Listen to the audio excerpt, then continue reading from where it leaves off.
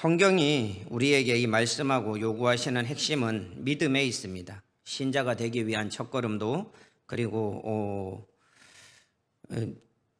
새롭게 이렇게 믿음을 시작해서 이렇게 살아가는 사람들 모두가 다 뭐가 중요하냐? 믿음이 중요합니다. 어머니 뱃속에서 교회를 다녔다고 해도 믿음이 없으면 신자라는 말을 들을 수가 없습니다.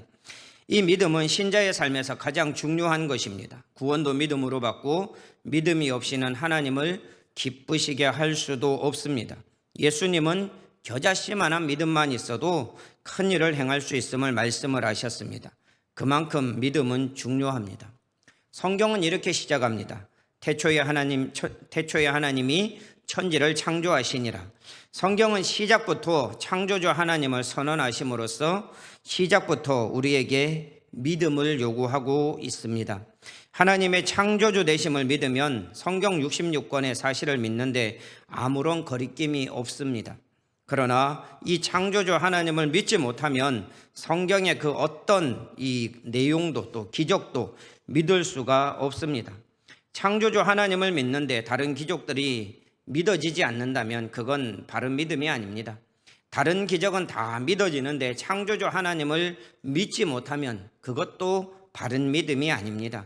모든 것이 하나가 될 때, 모든 것이 믿어질 때 바른 믿음의 사람이 될 수가 있는 것입니다. 성경은 우리에게 성공하는 인생이 되라 그렇게 말하고 있지 않습니다. 위대한 인생이 되라 그렇게 말하고 있지 않습니다. 그러나 이 말씀은 하고 있습니다. 믿음의 사람이 되라.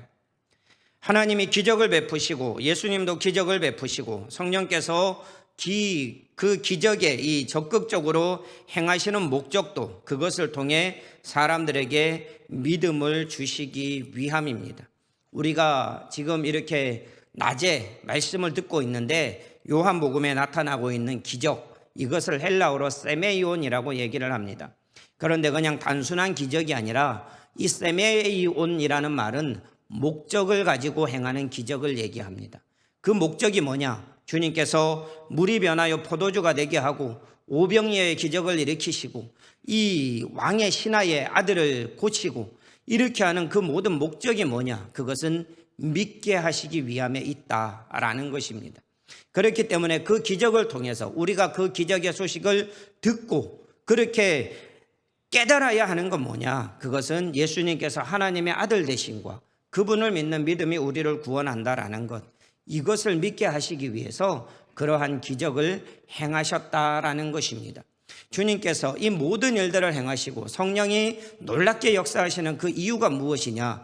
그 모든 것들이 다 우리에게 하나님은 어떤 분이신지, 그리고 그분을 믿어야 하는 그 이유, 이러한 것들에 대해서 말씀을 하고 있는 것입니다.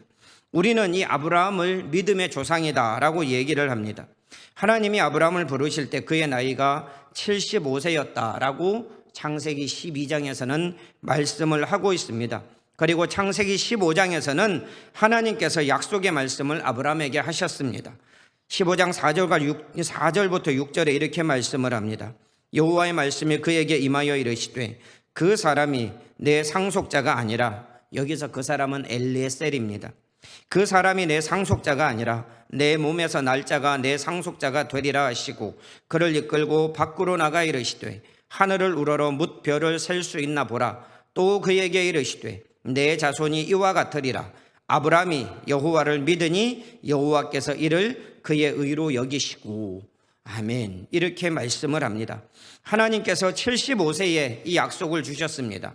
내 몸에서 아들이 날 텐데 그게 네 상속자다. 그리고 어마어마한 후손을 너에게 주겠다라고 그렇게 말씀을 하고 있습니다. 그런데 문제는 아무리 기다리고 인간적인 노력을 아무리 해도 아들은 고사하고 딸도 생기지 않았습니다. 그러다가 86세 때에 사고가 터졌습니다. 기다려도 후손이 생기지 않으니까 아내 사라가 제안을 합니다. 16장 2절에 보면 이렇게 말씀합니다. 사레가 아브라함에게 이르되 여호와께서 내 출산을 허락하지 아니하셨으니 원하건대 내 여종에게 들어가라. 내가 혹 그로 말미암아 자녀를 얻을까 하노라 하매 아브라함이 사레의 말을 들으니라. 이렇게 말씀을 합니다. 이때 아브라함이 어떻게 그렇게 믿음 없는 소리를 하느냐? 하나님께서 말씀을 하셨으니까 이루어 주실 것을 믿어야지. 끝까지 믿어야지. 어떻게 당신이 그런 얘기를 하냐? 라고 하면 좋을 텐데, 할렐루야. 그리고 여종 하갈과 동침을 합니다. 이 여인의 이 하갈은요, 이 옥상에서 떨어진 메주, 옛날에 옥덜매라 그랬잖아요. 옥덜매. 이렇게 이 못생긴 여인이 아니었습니다. 젊은 여인이었고, 이 여인은 언제부터 이 아브라함의 집에 들어와서 살았을까요? 성경학자들은 이때를 이제 얘기를 합니다. 아브라함이 애굽으로 이 기근을 피해서 갔을 때에 애굽 왕 바로가 사례를 보고 한눈에 반해가지고 그 사례를 아내로 맞이를 하려고 합니다. 그런데 그냥 맞이하는 게 아니라 선물을 줍니다. 양도 주고 소도 주고 노비도 주고, 이때에 이 왕궁에 있던 이 여인을 이제 같이 노비로 주었는데, 그게 누구냐? 그 중에 한 사람이 하갈이다라고 얘기를 합니다. 왕궁에 있던 여인, 그 여인이었기 때문에 아무렇게나 생긴 여인은 분명히 아니었습니다. 아주 이쁘고 아주 젊고 그렇게 했던 여인 하갈을 여종으로 주었을 것은 분명합니다. 이때부터 이제 같이 이렇게 지내게 되었을 것이다 라고 성경학자들은 얘기를 합니다. 굉장히 이 아리따운 여인인데 이 여인과 동침을 하라라고 하니까 아브라함이 그래도 되나 하면서 그렇게 동침을 해서 때마침 아들을 낳았습니다.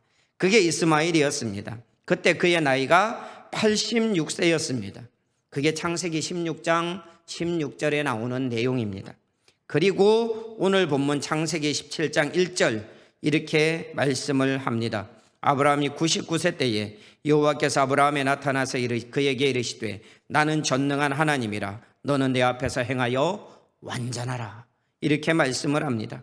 이 한 절 넘어가는데 16장 16절에서 17장 1절 한 절 넘어가는데 세월이 13년이 지났습니다.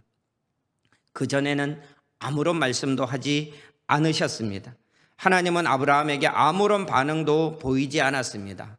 왜 그랬을까요? 그것은 하나님의 이 섭섭한 마음이 있었을 것으로 생각을 할 수가 있습니다. 그런 하나님의 마음의 표현이 아무런 말도 하지 않았던 그런 것으로 나타난 것으로 볼 수가 있습니다. 하나님이 말씀하신 씨, 후손, 이것은 정실 부인이 아닌 다른 사람과의 관계 속에서 주실 것을 약속하신 것이 아닙니다. 그러나 아브라함과 사레는 기다리다 지쳐서 다른 방법을 취했습니다. 이 사람들은 분명히 생각했을 것입니다. 그래도 된다. 그래도 된다. 하나님은 이런 방법을 사용해서라도 우리에게 후손을 주실 것이다 라고 그렇게 생각을 했습니다. 그랬기 때문에 이 사람들이 그렇게 행했을 것이다 라고 우리는 추측을 해볼 수가 있습니다. 끝까지 믿음이 있었다면 끝까지 기다렸겠죠. 그러나 세월이 75세 때 받고 85세가 되어서도 10년이 지나도 아들이 생기지 않으니까 이 사라의 몸에서는 더 이상 나는 소망이 없구나. 그러니까 여기 있는 여종과 동침을 하십시오. 그래서 그 아들을 낳으면 우리 아들로 삼읍시다 라고 그렇게 얘기를 하는 것입니다. 그렇게 해도 된다고 생각을 했기 때문에 그렇게 했던 것입니다. 그러나 하나님의 약속은 하나님의 방법대로 하나님이 이루시는 것입니다. 이들도 하나님의 약속을 받고 10년이면 오래 기다렸다. 10년이면 오래 기다렸다. 하나님이 말씀하셨는데 10년 정도면 오래 기다린 것이 더 이상 얼마나 기다려야 되냐라고 그렇게 생각을 했을 수도 있습니다. 그런데 세월이 흘러도 하나님은 변함없이 하나님의 방법대로 일하십니다. 사라가 나이가 들어서 아이를 낳을 수 없는 조건 속에 놓여도 하나님은 기적을 행해서라도 하나님은 그 일을 행하실 수가 있는 것입니다. 사실 그것을 믿을 수 있는 것이 믿음입니다. 내 조건이 계속해서 안 좋아져 갑니다. 이렇게 나이가 들어가고 여성으로서 아이를 낳을 수 있는 그런 것들이 이제 쇠약해져 갑니다. 계속 약해져 갑니다. 그런데 하나님은 분명히 씨를 주겠다라고 말씀을 하셨습니다. 조건보다 하나님이 일하실 것을 믿는 것, 그게 믿음입니다. 조건 따라 믿는 믿음, 이것은 진짜 믿음이 아닙니다.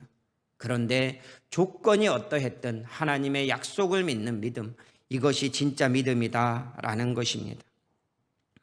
아무 말씀 없으시던 하나님께서 아브라함이 99세 때 나타나셔서 처음 하신 말씀이 이것입니다. 나는 전능한 하나님이라. 오랜만에 만나서 할 말씀도 많을 텐데 왜 하나님은 이렇게 나는 전능한 하나님이다 라는 것으로 말씀을 떼셨을까요? 과거 14년 전에 이들이 행했던 일, 하나님을 끝까지 신뢰하지 못하고 자신들의 조건을 보고 자신들의 방법대로 행했던 일에 대한 하나님의 책망의 말씀이기도 합니다. 나는 전능한데, 나는 여전히 전능한데, 그때도 전능했고 지금도 전능하고 앞으로도 전능할 텐데 너희는 그것을 믿지 못했다 라고 하는 그 한마디 말씀을 여기에서 나는 전능한 하나님이다 라고 말씀을 하고 있는 것입니다. 그때 니네 왜 그랬냐, 왜 그렇게 했냐 라는 것을 나는 전능한 하나님이다 라고 그렇게 말씀을 하신 것입니다. 그리고 말씀합니다. 너는 내 앞에서 행하여 완전하라. 이것은 하나님께 완전함을 보일 것을 요구를 하시는 말씀입니다. 이 말씀에 제가 꽂혔습니다. 이거 단순히 행동, 이것을 이제 완전한 그것을 여기에서 하나님이 요구를 하시겠느냐라는 것에 이제 생각을 많이 하게 되었습니다. 저보고 이제 이 오후에 설교를 하라라고 말씀을 했을 때부터 고민 많이 했습니다. 뭔 얘기를 해야 되나, 뭔 말씀을 전해야 되나. 그런데 기도하는 중에 하나님께서 이 말씀을 생각을 나게 하셨고 이 말씀 한 구절, 나는 전능한 하나님이라 너는 내 앞에서 행하여 완전하라. 이것을 어떻게 설교를 해야 될지 묵상하기 시작했습니다. 그런데 이 내용들, 앞에 말씀드렸던 내용들, 그리고 뒤에 나오는 내용들, 이 모든 것들을 전체적으로 생각을 해보면서 이 내 앞에서 행하여 완전하라 하는 것은 완전한 행동만을 요구하는 것이 아니다라는 것을 알았습니다. 완전한 믿음을 요구하는 거다라고 생각을 하게 되었습니다. 완전한 믿음을 요구하신다. 이 뒷부분에 하나님은 아브라함과 사라에게 어떻게 하셨습니까? 아브람, 사레, 이것을요 이름을 바꾸셨습니다. 열국의 아비, 열국의 어미라는 뜻을 가지고 있는 아브라함과 사라라는 이름으로 바꾸셨습니다. 이것을 다른 뜻의 이름으로 좀 더 멋진 이름, 좀 더 아름다운 이름, 좀 더 어떻게 보면 거창한 이름, 이런 것들로 바꾸어도 될 텐데, 이왕 바꿀 거 멋진 이름으로 바꾸면 될 텐데 하나님은 아브라함, 너는 열국의 아비다. 사라, 너는 열국의 어미다.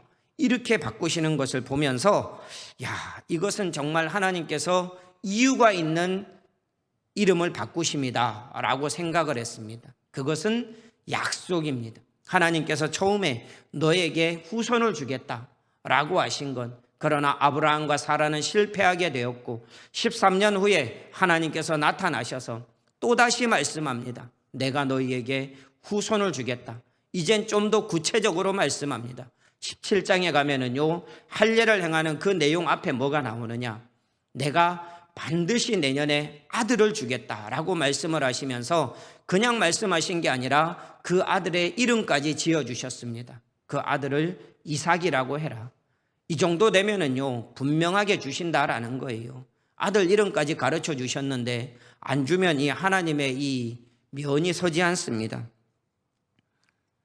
그런데도 이 사람들은 어떻게 했습니까? 17장 19절에 보면은 그 약속을 하시고, 그리고 18장 12절에서 당사자, 이제 아들을 낳아야 될 당사자 사라, 이 사람은 어떻게 반응을 합니까? 18장 12절, 사라가 속으로 웃고 이르되 내가 노쇠하였고 내 주인도 늙었으니 내게 무슨 즐거움이 있으리요. 이게 사라의 반응이었습니다. 하나님의 약속의 말씀, 너 내년에 분명히 아들을 낳는다, 이삭이라고 이름을 짓게 된다 라고 그렇게 말씀을 하셨음에도 불구하고 이 여인은 그래도 내가 늙었는데 어떻게 내가 아들을 낳을 수 있겠느냐라고 그렇게 생각을 하는 것입니다. 이런 상황 속에서 하나님은 아브라함과 사라에게 무엇을 요구하고 계십니까?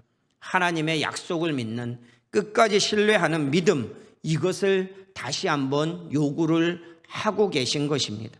지난번에는 실패했지만 이번에는 실패하지 마라 라고 하시는 하나님의 요구가 여기에 나타나고 있는 것입니다.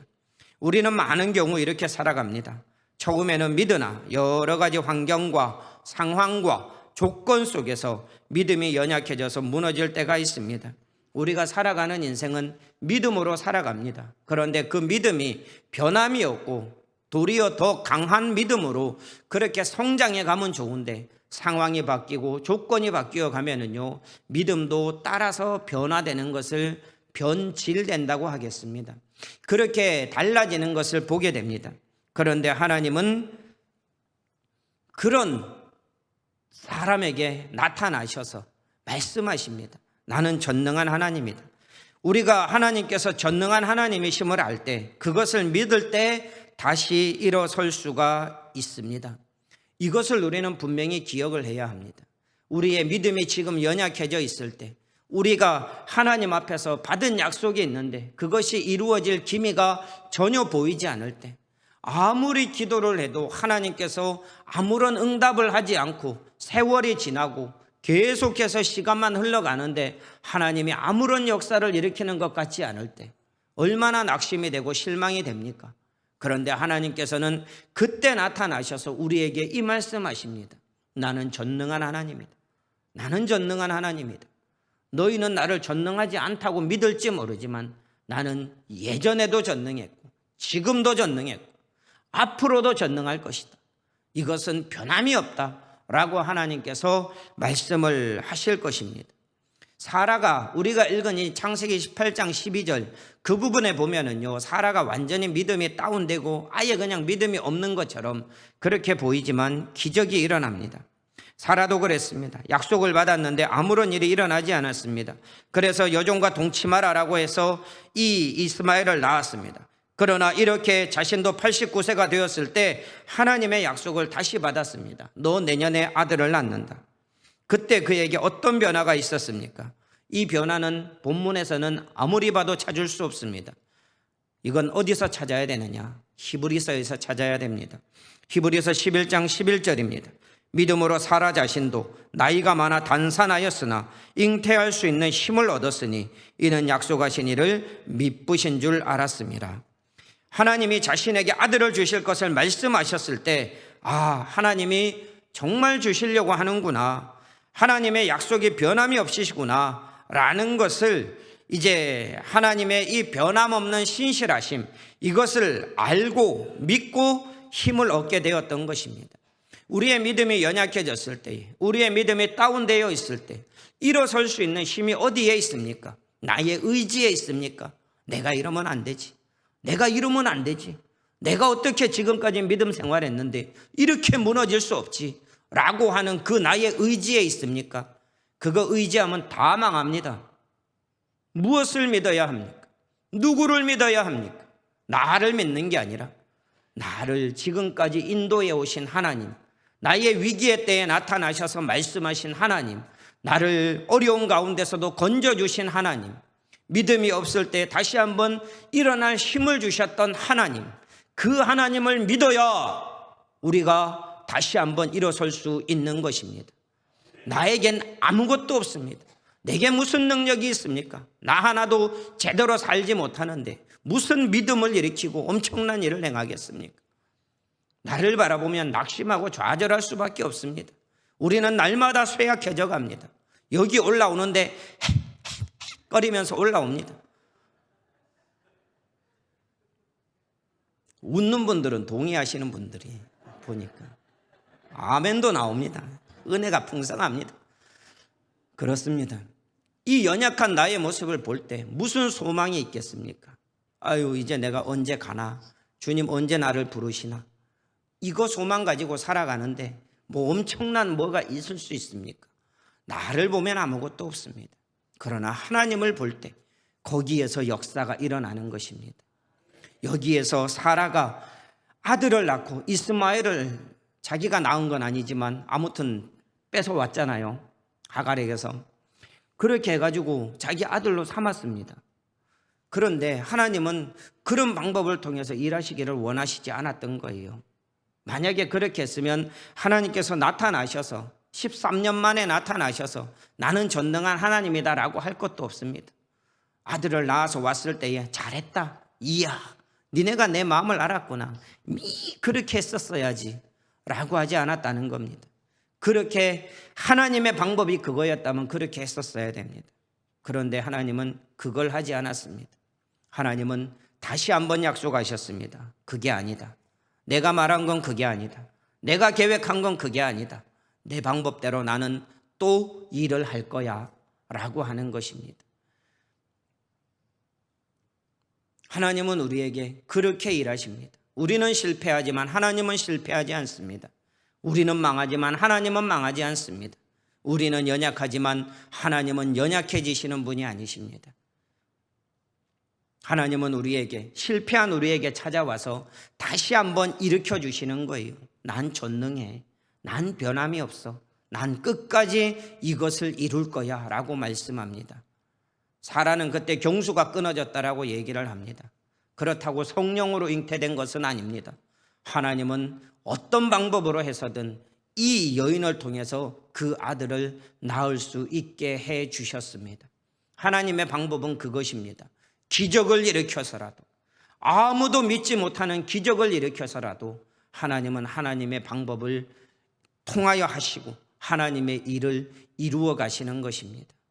그렇기 때문에 우리는 하나님을 믿을 수 있는 거예요. 내가 낙심하고 좌절하고 실망하는 것은 나의 연약함 때문입니다. 그러나 내가 다시 일어날 수 있는 것은 하나님의 은혜 때문에 가능한 것입니다. 여러분, 하나님을 바라보십시오. 다른 것들 바라보지 마십시오. 내 조건이 이런데, 나는 날마다 이렇게 노쇠해지는데, 다 여기엔 공감할 것입니다. 맞다. 니도 내 나이 돼봐라. 다 그렇게 생각을 하실 것입니다. 그런데 하나님은 그걸 보지 않는다는 거예요. 우리가 가장 먼저 봐야 될 그 조건, 이걸 하나님은 보지 않는다는 거예요. 그게 놀라운 하나님의 비밀입니다. 교회의 부흥, 뭐 리모델링도 좀 했고, 뭐 이렇게 좀 있고 되지 않겠나? 그렇습니까? 우린 주일학교도 없고 아들도 별로 없고 이것도 없고 저것도 없고, 없는 것만 보면은요 낙심하고 좌절합니다. 그런데 있는 걸 봐야 됩니다. 그것입니다.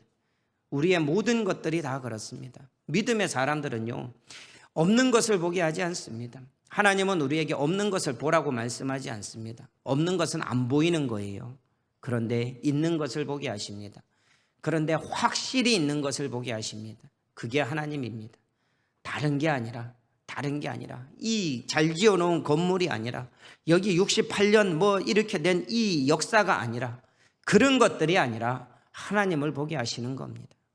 그래야 삶에, 그리고 교회에 놀라운 역사가 일어나게 되는 것입니다. 볼 것을 보십시오.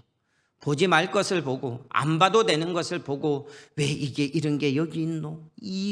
되겠나? 이렇게 하지 말고 봐야 될 걸 보십시오. 볼 걸 안 보고 안 볼 걸 보니까 낙심이 있고 좌절이 있고 실망이 있고 그런 것입니다. 노쇠한 나를 보니까 실망하는 것이고, 아무것도 없는 이걸 보니까 실망하는 것이고. 그러나 하나님을 보면 다릅니다. 여러분, 그거 다 경험하지 않았습니까? 나를 봤을 때는 낙심한데 하나님을 보면 힘이 납니다. 이런 거 다 경험하지 않았습니까? 그걸 우리가 회복해야 되는 거예요. 그거 회복이 안 되면 아무것도 되지 않습니다. 왕년에, 옛날에 우리가 이랬다. 왕년에 안 날린 사람 어디 있습니까? 다 막 솔방울로 수류탄 만들었잖아요.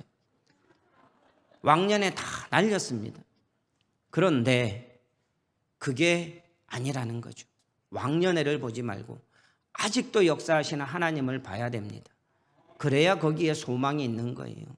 하나님, 옛날엔 이랬는데 지금 하나님 좀 시원찮아. 이거 아닙니다. 하나님은 여전히 변함없이 우리에게 말씀하고 계시고 약속하고 계시고 소망을 주고 계신 것입니다. 제가 이 교회에 와가지고 이렇게 말씀을 들으면서 딱 느낀 게 하나가 있습니다. 저는 좀 후드려 패는 설교를 많이 합니다. 그런데 여기 오니까 그거 하면 안 될 것 같아요. 쫓겨날 것 같아요. 그래서 이 방향을 많이 바꿨습니다. 그런데 다른 거 이렇게 딱 보면서요, 느끼는 게 뭐냐면 그래도 좀 소망을 주려고 하는구나 라는 것을 느꼈습니다. 소망이 없는 시대에, 뭘 봐도 소망이 없는 시대에 그래도 하나님을 보게 하려고 하는 그런 의도로 설교를 하시는 것을 제가 한번 생각을 해봤습니다. 그렇다고 제가 바뀌겠습니까? 그런데 오늘은 이 방향으로 갑니다. 그렇습니다. 여러분, 똑같습니다. 하나님을 보십시오. 하나님 보면 거기에 소망이 있습니다. 하나님 보고 소망이 없는 사람들은요, 교회를 나오면 안 됩니다. 하나님 보고 소망이 없으면 시간 낭비입니다. 오지 마십시오. 재밌는 거 하고 놓으십시오. 그런데 하나님을 보고 소망이 생기는 분들은 부지런히 나오십시오. 그래야 됩니다. 성경을 보고 믿음의 짱이 있는 그 히브리서 11장을 한번 보시면은요, 거기에는요, 다 소망이 없었던 사람들이 소망을 가지고 승리했던 내용들이 나옵니다. 아무것도 없는데 하나님이 그 사람들을 들어서 사용하시는 거예요. 우리도 그렇게 될 수 있다는 거죠. 네, 그게 진짜입니다. 하나님께서 정말 연약하고 무너져 있는, 지쳐 있는 사람들에게 하나님은 말씀하십니다. 지금 여러분들 그런 상황입니까? 오늘 말씀을 들으십시오. 나는 전능한 하나님이다. 너는 내 앞에서 행하여 완전하라. 너는 끝까지 나를 믿는 그 변함없는 신뢰를 나에게 보여야 한다. 그게 완전함으로 나아가는 길이다. 믿음이 완전해지는 길, 그게 무엇입니까? 어떤 겁니까? 답은 하나밖에 없어요. 하나님만 계속해서 바라보는 것. 그거 외에는 길이 없습니다. 내 믿음이 온전해질 수 있는 방법이 이것 말고 다른 거 있으면 저한테도 좀 가르쳐 주십시오. 저도 좀 그렇게 해보게. 그런데 없습니다. 믿음이 온전해지는 길, 믿음이 바르게 세워져 가는 길, 끝까지 하나님을 신뢰할 수 있는 이거 외에는 다른 게 없다는 것입니다.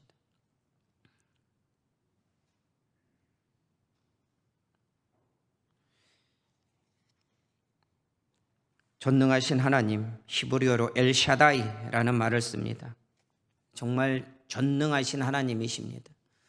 전능에 대해서 어떻게 생각하십니까? 이 말씀만 하고 설교를 마치겠습니다. 우린 전능은 뭐든지 다 하나님이 행하실 수 있다라는 것으로 아주 단순하게 생각합니다. 그러나 하나님은 모든 걸 다 행하실 수 있는 분이 아닙니다. 하나님은 거짓말 못하십니다. 하나님은 죄를 범하지 못하십니다. 못하십니다. 안 하는 게 아니라 못하십니다. 아시겠죠? 못하십니다.